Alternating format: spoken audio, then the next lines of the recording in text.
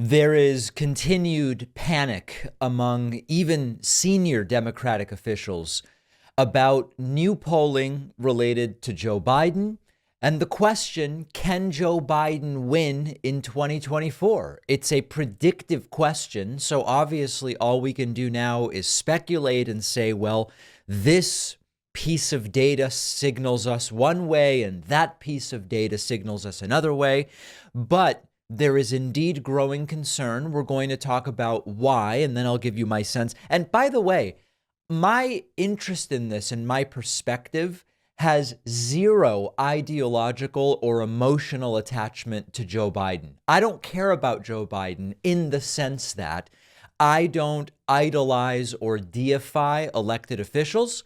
I care about what are my options, which is the best option, and who am I going to vote for, and then evaluating what they do. Cults of personality are not interesting to me.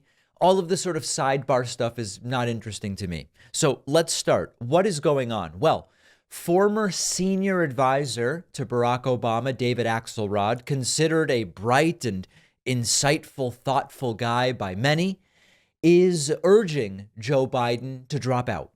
And the reason that Axelrod says Biden should drop out is indeed that recent polling from the New York Times, Siena, that we looked at yesterday from over the weekend. Now, I already told you some of the limitations of that polling, but let's first look at what Axelrod had to say, and then we will evaluate it. Axelrod putting out a tweet on Twitter, now called an excretion on X, where he said, quote, "It's very late to change horses. A lot will happen in the next year that no one can predict, and Biden's team says his resolve to run is firm. He's defied conventional wisdom before, but this will send tremors of doubt through the party, not bedwetting, but legitimate concern," referring, of course, to that New York Times polling. Continuing, "The president is justly proud of his accomplishments. Trump is a dangerous, unhinged demagogue whose brazen disdain for the rules, norms, laws, and institutions of democracy should be disqualifying. But the stakes of miscalculation here are too dramatic to ignore." And lastly, David Axelrod saying only Joe Biden can make this decision. If he continues to run, he will be the nominee of the Democratic Party. What he needs to decide is whether that is wise, whether it's in his best interest or the country's. So Axelrod primarily making this declaration on the basis of the Siena New York Times poll, which, as we discussed yesterday, says that Joe Biden is behind in 5 critical swing states, which he won in 2020. So let's review once again the polling data. As far as the poll is concerned, a year out, before we even have official nominees, hypothetical general election polling is of limited value. It's tough to get data that will represent the situation a year from now when it is this early and we have Trump facing 91 felony counts and none of those criminal trials have started. Biden is not officially the nominee, although he's going to be. Trump is not officially the nominee, although every sign is pointing to Trump is going to be the nominee. We have an economy that is clearly doing well, and I believe is generally improving rather than worsening, although things can certainly change in the year that is to come. And again, there are some details about this Siena poll that are a little bit questionable. Number one, the partisan split has been questioned as not representative of the general voting public. Speaking of Siena polling, if you think back to the day before the 2022 midterms of a year ago, Siena said Democrats were going to lose Congress by 4 percentage points, generated a ton of headlines, generated a ton of fear. It's a disaster. And the outcome a few days later was close to a tie.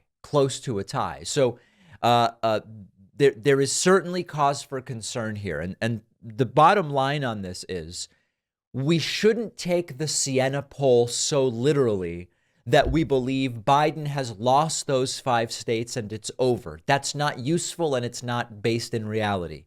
On the other hand, the takeaway that is useful is, there's definitely cause for concern. Best case scenario, Biden is slightly ahead. Worst case scenario, Biden is slightly behind.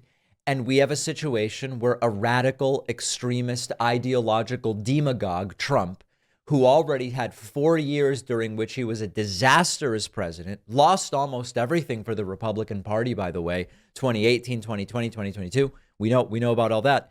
Despite all of that, he could be president again for 4 more years. So the important takeaway, a year out, the important takeaway is no matter what we see, we all must vote, and that we can be sure of. Now, all of that being said, let's actually talk about the Biden record. I've been talking about doing this for a while. Let's do it today.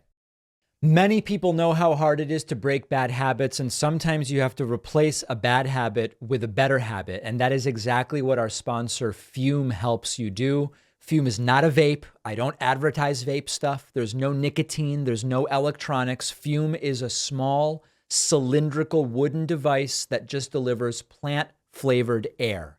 It comes in a variety of flavors that people love: crisp mint, maple pepper, white cranberry. They've got new flavors: sparkling grapefruit, orange vanilla. Importantly, it just gives your hand something to do. It's a device that feels good in your hand or in your pocket. You can take it anywhere. And it satiates that hand-to-mouth fixation that, if you're trying to break a bad habit, can be very useful. It's also fun to fidget with, which is important too. It has an adjustable airflow dial, a magnetic end cap. It gives your fingers something to do even if it's in your pocket. Check out the reviews online. You'll see so many people have been skeptical at first about Fume. They try it and they are very pleasantly surprised.